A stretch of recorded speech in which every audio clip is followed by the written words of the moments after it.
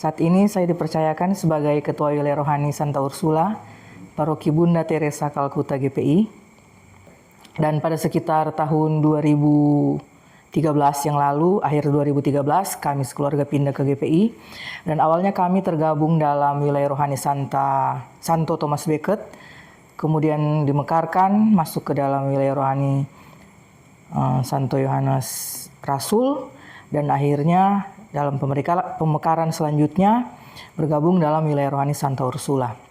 Awal kami bergabung di Wilayah Rohani Santa Ursula merupakan awal saya tergabung dalam kepemimpinan Wilayah Rohani. Beberapa saat setelah kami tergabung di Wilayah Rohani Santa Ursula, saya dipercayakan sebagai bendahara hingga pada periode sebelum periode 2024-2027 ini. Jadi sebelumnya saya sebagai bendahara, dan pada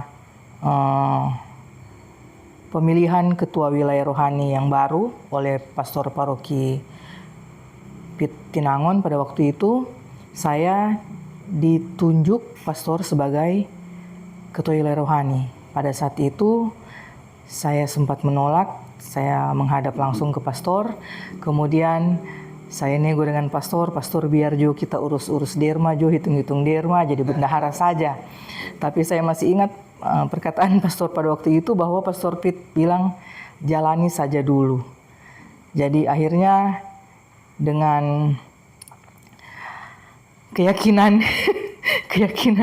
tambahan keyakinan dari pastor paroki, saya menjalani tugas itu sampai pada saat ini dan sampai menjelang akhir periode pelayanan kami, yaitu pada 2027 mendatang.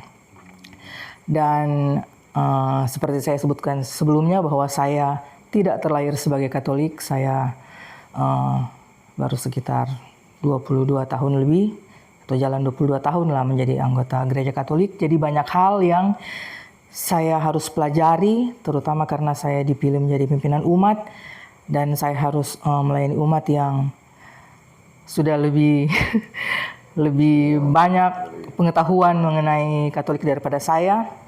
Jadi saya sangat terbantu dengan keberadaan umat di wilayah rohani Santa Ursula, di mana mereka mendukung penuh kepemimpinan pengurus yang baru, periode yang baru itu. Dan karena saya masih dalam posisi belajar di awal-awal kepemimpinan, saya banyak bertanya. Kalau misalnya ada hal yang tidak tahu atau tidak pasti pun saya akan bertanya, karena saya pikir lebih baik saya bertanya duluan daripada saya malu belakangan. Apalagi kalau hal itu terkait dengan umat atau terkait dengan paroki, maka sebaiknya saya pastikan dulu. Nah, untuk itu saya berterima kasih kepada seluruh umat wilayah rohani Santa Ursula yang bersedia untuk memberikan masukan kepada saya, memberikan bantuan, terutama di awal-awal kepemimpinan, di mana saya yang saat itu seperti, kalau dianalogikan seperti mengisi bensin begitu, dimulai dari nol. Jadi memang masih berjalan memang belajar dari banyak hal yang saya belum ketahui, karena sebelumnya saya hanya sebatas masuk gereja dan kemudian kembali beraktivitas seperti itu, dan belum banyak, saya akui memang masih banyak hal yang saya belum ketahui, makanya itu saya belajar banyak dari umat, saya menerima masukan yang banyak dari umat, dan terima kasih karena umat mau dan bersedia mendukung kepengurusan yang baru yang saya pimpin di periode ini. Dalam komunikasi begitu, terutama dalam komunikasi lewat media digital, karena kami punya WhatsApp group yang memang benar-benar diefektifkan, karena pertemuan rutin itu hanya seminggu sekali, dan untuk menyampaikan informasi tentu lebih mudah dan lebih cepat melalui secara digital begitu. Saya upayakan agar komunikasi itu khususnya dengan menggunakan WhatsApp group di media digital itu berjalan dengan baik dan efektif. Karena kalau hanya mengandalkan pertemuan rutin begitu, yang mungkin seminggu sekali, kemudian mungkin kalau ada acara syukuran atau apa bisa lebih dari itu. Tapi kalau untuk informasi misalnya ada pengumuman dari paroki yang harus saya sampaikan ke umat, digunakan WhatsApp group. Saat ini saya bekerja sebagai karyawan swasta, sebagai jurnalis. Jadi sedikit banyak pekerjaan saya juga terkait dengan karena kami bertugas atau kerjanya untuk mencari dan kemudian menyebarkan informasi. Saya harapkan hal seperti itu juga saya terapkan di dalam komunikasi di wilayah rohani. Dan saat ini saya juga masuk dalam kepengurusan badan pengurus Komsos Keuskupan Manado dan juga di paroki. Dalam melaksanakan tugas saya sebagai ketua wilayah rohani yang dipercayakan ini, sejauh ini tantangan yang saya hadapi ya mungkin ya karena untuk pekerjaan jurnalis itu waktunya tidak bisa fleksibel begitu. Jadi kadang-kadang ada hal-hal yang harus saya lakukan tapi terkendali, misalnya saya harus meliput suatu kegiatan atau suatu peristiwa. Jadi ya sebisa-bisanya saya mengatur waktu agar semuanya itu bisa berjalan dengan baik. Dan karena suami saya juga bekerja di bidang yang sama dengan saya, jadi kami bisa saling membantu begitu. Kalau ada hal-hal yang misalnya tugas di wilayah rohani yang saya belum bisa lakukan, saya offer dulu ke suami untuk backup dulu. Nanti pada saat saya sudah selesai melakukan kegiatan yang lain, baru saya lanjutkan. Saya rasa sejauh ini tantangan yang terberat, selain untuk menyesuaikan waktu, juga dengan kondisi umat yang beragam begitu. Jadi karena umat yang beragam harus dihadapi dengan cara yang berbeda-beda, kita harus pandai-pandai mengambil keputusan atau mengambil metode yang tepat supaya apa yang kita sampaikan atau apa yang kita lakukan itu bisa, walaupun mungkin tidak bisa menyenangkan semua umat, tapi setidaknya bisa menyentuh sebagian besar umat. Jadi walaupun mungkin hanya 50% tapi setidaknya itu sudah bisa menyentuh semua kalangan umat. Jadi khususnya mengenai program-program atau mungkin kegiatan-kegiatan dari paroki, dalam menyampaikan bisa saja apa yang disampaikan itu diterima dengan cara yang berbeda oleh umat. Jadi kita tinggal bagaimana kita bisa mencari treatment yang tepat atau penanganan yang tepat agar semua umat bisa terlayani dengan baik, meskipun tidak 100% mengikuti keinginan mereka semua, tapi setidaknya sudah ada yang mereka bisa terima begitu. Dalam menyikapi semua tantangan ini, tentu saja kami dari Kepengurusan Wilayah Rohani tidak berjalan sendiri, karena kami sebagai satu kesatuan, ketua, sekretaris, bendahara, kemudian seksi liturgi dan katekese, seksi sosial, seksi sekami, dan juga pengurus lainnya, kami semua berupaya untuk memberikan pelayanan yang terbaik bagi umat.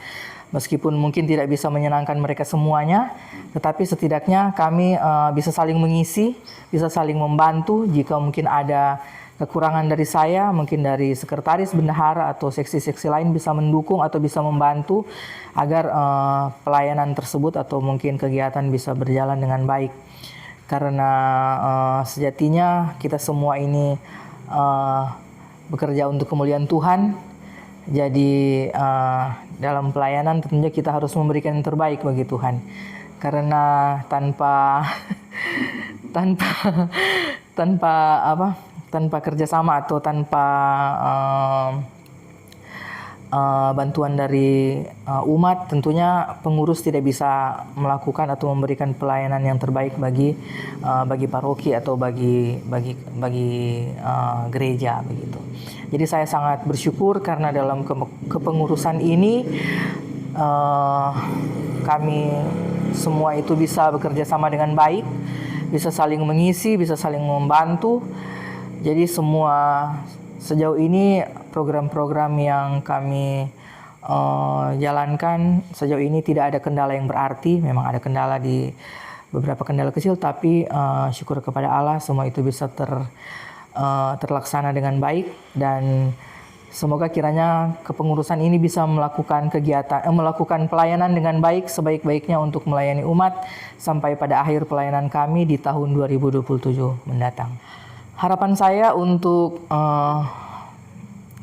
wilayah Rohani Santa Ursula, apalagi mengakhiri kepemimpinan kami di tahun 2027 mendatang, yang kami harapkan tentu saja apa yang sudah berjalan baik saat ini, program-program atau kebiasaan-kebiasaan baik yang sudah terjalin, khususnya kerjasama umat, itu bisa terus berjalan di kepemimpinan yang baru yang akan datang.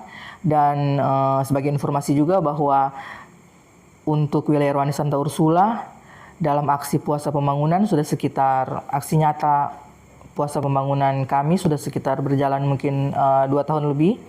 Dalam setiap pertemuan kami sudah tidak lagi menyediakan air minum kemasan. Jadi dalam setiap ibadah selain pengumuman, pengurus juga mengingatkan umat untuk membawa tumbler. Jadi itu adalah salah satu aksi nyata dari wilayah rohani kami yang saya berharap terus akan berjalan sesudah kepemimpinan kami.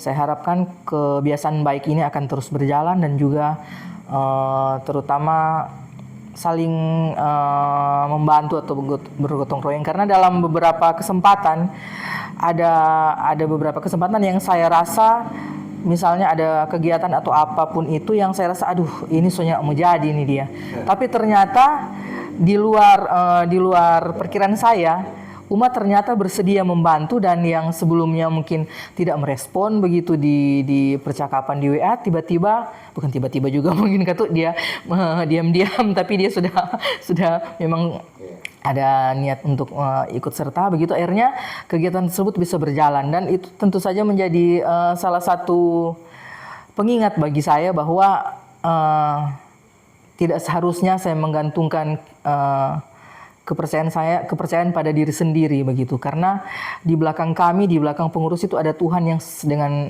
tentu saja akan terus membantu kami di tengah-tengah ketidakmampuan kami, ketidakberdayaan kami, dan mungkin kekurangan kami ditopang oleh Tuhan. Dan benar-benar saya rasakan itu karena dalam beberapa kesempatan yang saya memang sudah desperate sekali, aduh sudah mau jadi nih dia, tapi ternyata di detik-detik atau di last minute begitu akhirnya ternyata bisa berjalan, dan saya sangat bersyukur karena ini semua terjadi karena kerjasama dari umat, kerjasama dari pengurus, yang berarti mereka juga peduli dengan kemajuan wilayah rohani, peduli dengan sesama umat di wilayah rohani, dan tentu saja peduli dengan kemajuan paroki. Begitu. Dan untuk paroki sendiri, harapan saya kiranya komunikasi yang terjalin dari pihak paroki ke wilayah rohani, begitupun sebaliknya itu bisa berjalan dengan baik, agar tidak lagi ada anggapan bahwa aduh susah kok mau cari informasi di paroki begitu, atau aduh ini pengurus susah sekali mau baku dapat akang. Jadi saya harapkan dengan berbagai opsi komunikasi yang bisa dilakukan baik secara langsung atau mungkin melalui media sosial, atau mungkin kalau ke paroki itu bisa langsung ke sekretariat, itu bisa digunakan. Dan terutama juga karena saat ini Paroki Bunda Teresa Kalkuta GPI sudah memiliki website paroki. Saya berharap ke depannya itu akan menjadi salah satu sumber informasi bagi umat untuk mendapatkan update berita atau update kegiatan terbaru dari paroki, karena website ini juga terkoneksi atau terafiliasi langsung dengan Keuskupan Manado.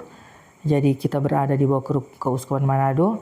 Jadi saya harapkan bahwa jangan sampai keberadaan website ini hanya sebatas website dan tanpa ada kunjungan umat begitu. Karena seperti yang saya sebutkan dalam sosialisasi beberapa waktu yang lalu, bahwa umat harusnya bisa memanfaatkan ini karena website ini bisa disebut sebagai kantor digital paroki yang terbuka setiap saat, setiap waktu. Tidak ada kata libur di dalam website ini. Kapanpun orang bisa melihat jadwal misa, jadwal pelayanan, program kerja paroki, orang bisa lihat di situ tanpa orang harus mengunjungi sekretariat. Di situ juga bisa umat bisa mendownload formulir untuk baptisan, untuk penerimaan sakramen komuni, krisma, itu bisa didownload di situ. Jadi kalau misalnya umat belum berkesempatan untuk ke sekretariat atau menghubungi ketua wilayah untuk meminta form, dari paroki sudah menyiapkan itu di dalam website paroki. Jadi saya berharap agar hal-hal baik yang sudah dilakukan oleh paroki, oleh tim Komsos khususnya dalam mengolah informasi atau memberikan informasi, khususnya dalam menyediakan informasi berupa misalnya foto atau dokumentasi, itu bisa berjalan dengan baik. Jadi semuanya bisa tertampung, bisa terakomodir, kemudian bisa diinformasikan kepada umat.